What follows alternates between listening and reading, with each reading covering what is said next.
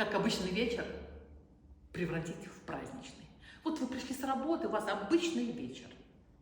Знаете, что я говорю своим экспертам, своим наставляемым, своим спортсменам, которые тренируются в танго? У меня есть такой урок замечательный, где люди танцуют голые.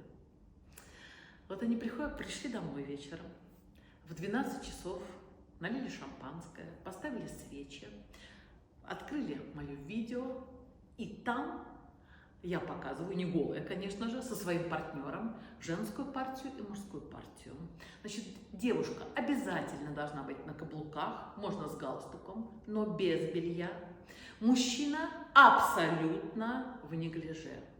Если будете в трусах, девушки, сразу 5000 штрафа берите с него. И вы начинаете этот вечер.